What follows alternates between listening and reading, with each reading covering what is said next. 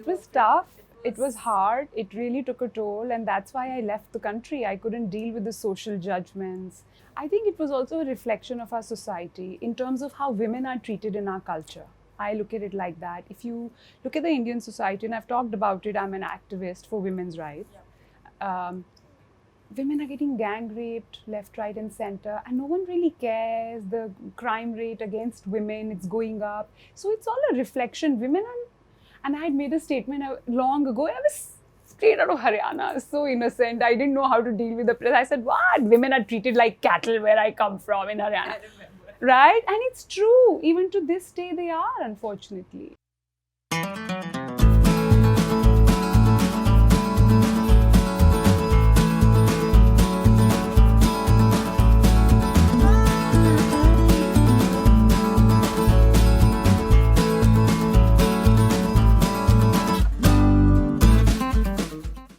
Bold, beautiful, and controversy's favorite child. These are the first few prefixes which comes to mind when we talk about Malika Sherawat.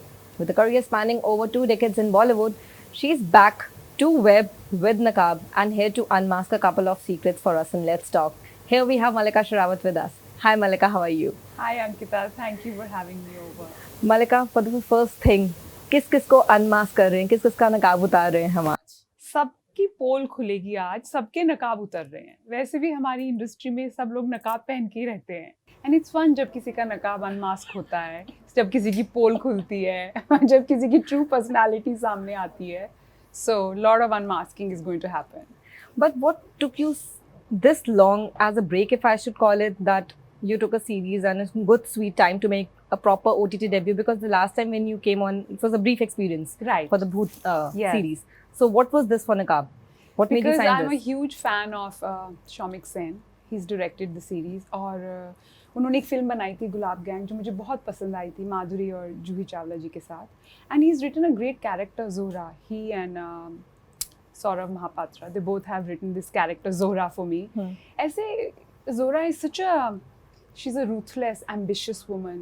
She has no morals, and people are very judgmental about her.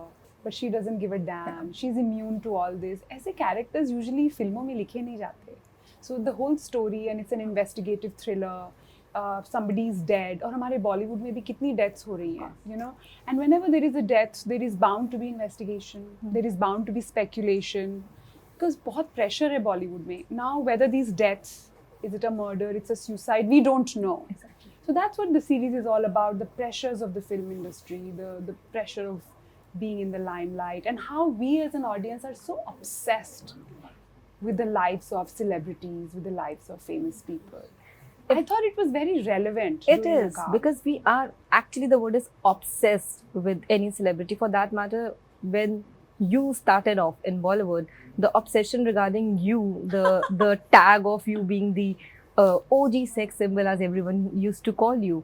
When you reflect back today and you see that particular time, there were enough judgments also which floated around. That's another story, that every day, every third person is the sex symbol Right. walking around in Right. Bollywood.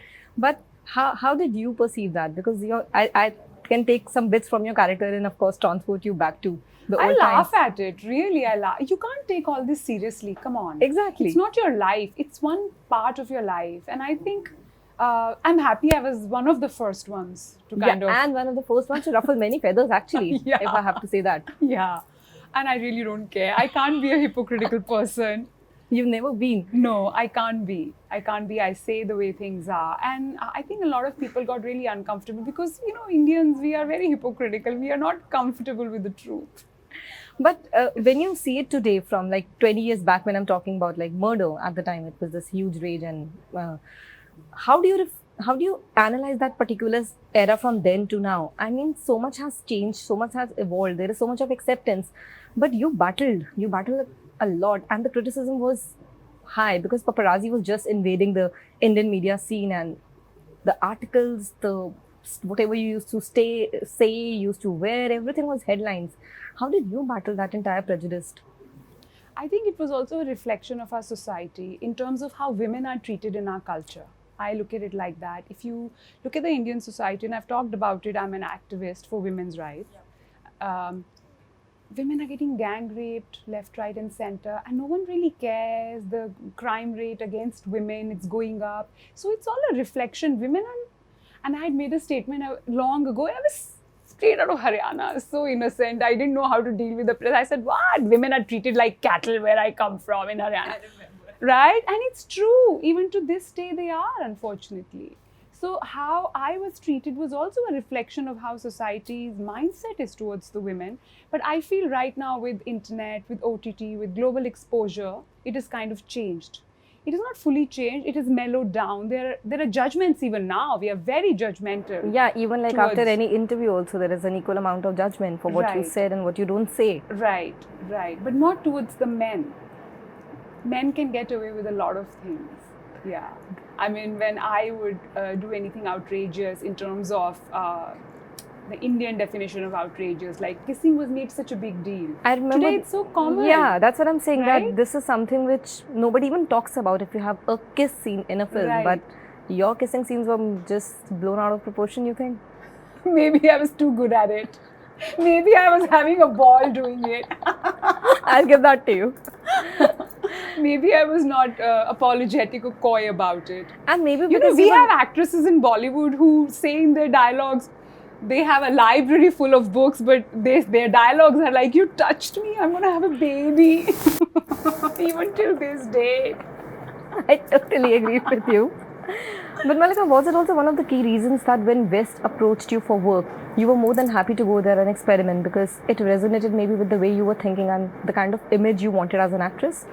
You know, I was really tired of the bullying and the harassment I faced from a certain section of the media, from a certain section of Bollywood.